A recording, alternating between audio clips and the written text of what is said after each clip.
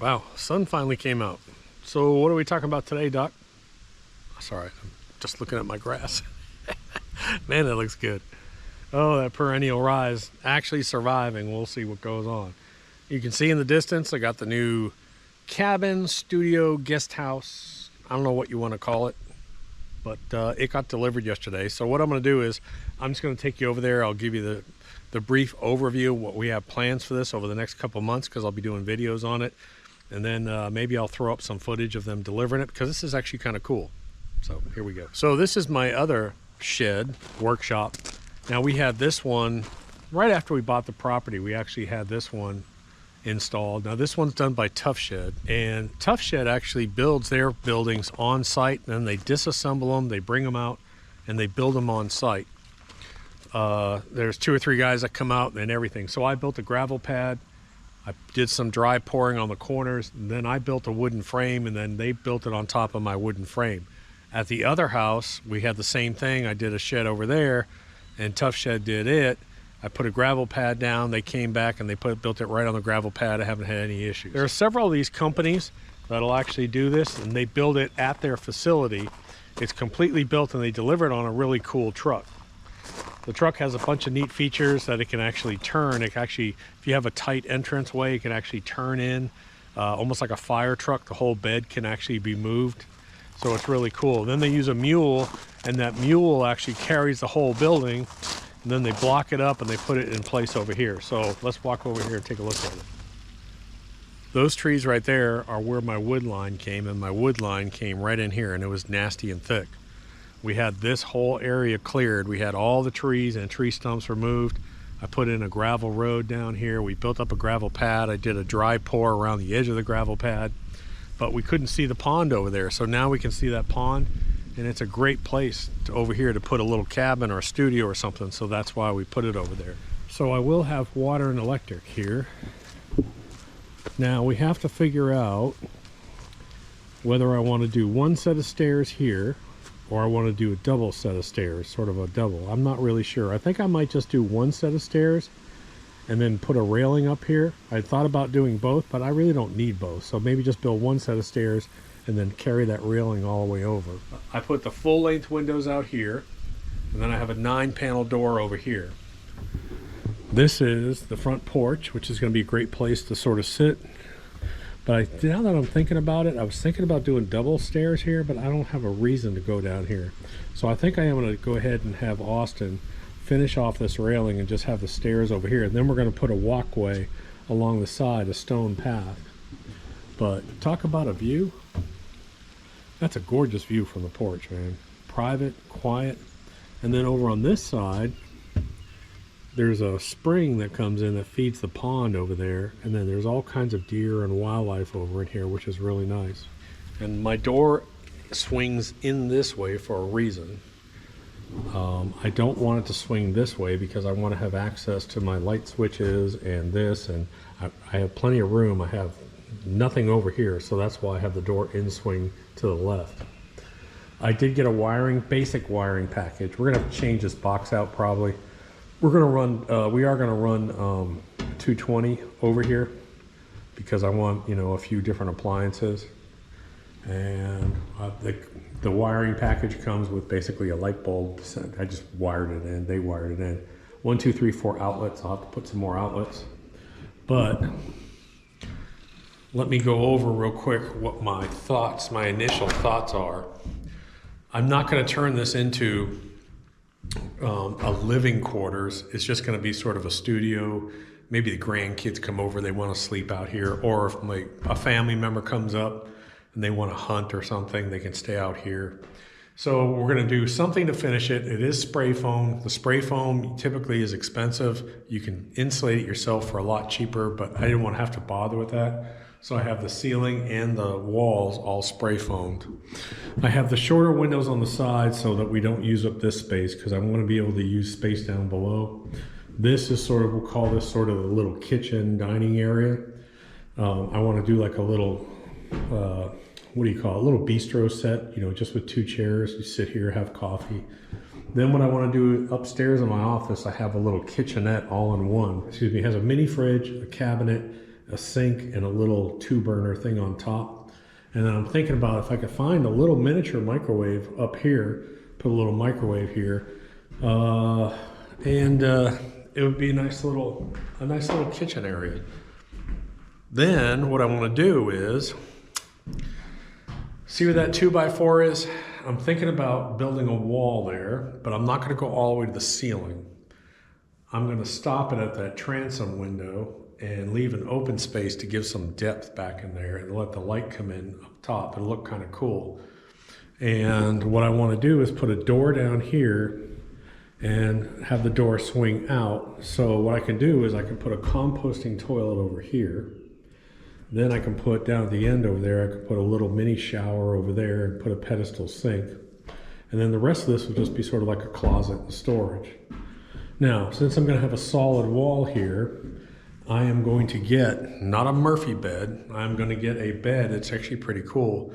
It's built into a dresser. It looks like a dresser or a cabinet, and it actually pulls out, and it's a queen bed, but then it folds back up into a piece of furniture. So what we can do is in this area, you know, we can put a couple of chairs or a small sofa, love seat. I can put a TV up here. You could sit here and watch TV, and then you can swing the TV out a little bit if you're in bed and watch TV. Then I would probably put a mini split, just a small mini split just up here. And that'll be plenty for all the heating and cooling. It should be pretty efficient, I would think. So that's kind of what I'm thinking about doing. Now they didn't insulate up under here. They couldn't get to that, but I don't care because I'm gonna actually, where this beam is up here, I'm gonna block that off. There's no reason for that to be open in my opinion. You can't store anything or anything up there. And then what I'll do is I'll put some LED lights up here and be kind of a cool look. Again, it'll sort of give some dimension up high and give some additional dimension in there. So that's the place. We got a lot of projects. Over the next couple of months, I'll be shooting over here, and Austin and his famous dog will be over here help me, Freya. If you didn't watch my other videos, he's got a really cool Austrian Shepherd, I think it is. But yeah, so I'm happy. A lot of work ahead of me, but like I said, this will be just a cool place. What they're going to do is they're going to take the straps off of it, and they're going to put wheels on the back of it, and then they'll put the mule on the front, and it'll travel like its own little vehicle.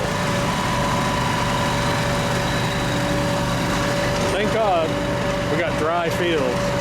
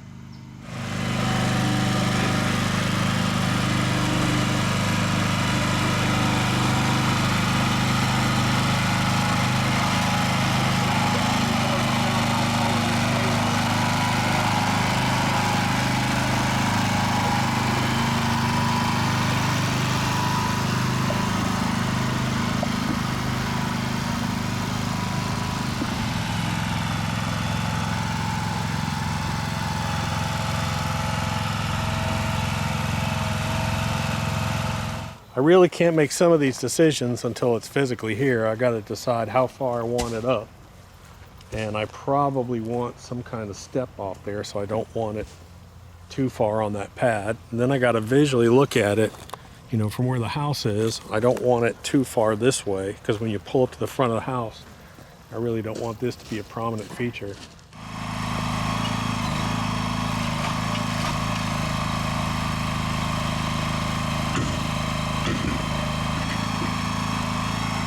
Wheels on the bus come off and off, off and off.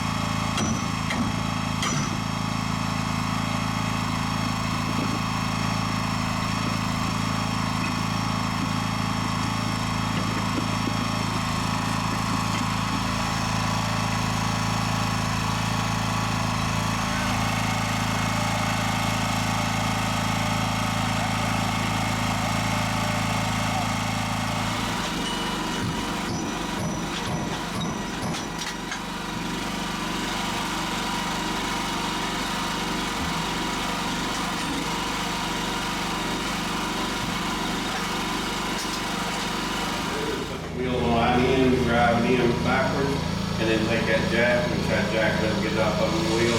It's really kind of treacherous. He's done this twice. Watch a YouTube video about 15 minutes ago. How many times do you deliver these? I do over 500 buildings a year. 500 buildings a year. Yes, sir, I sure do.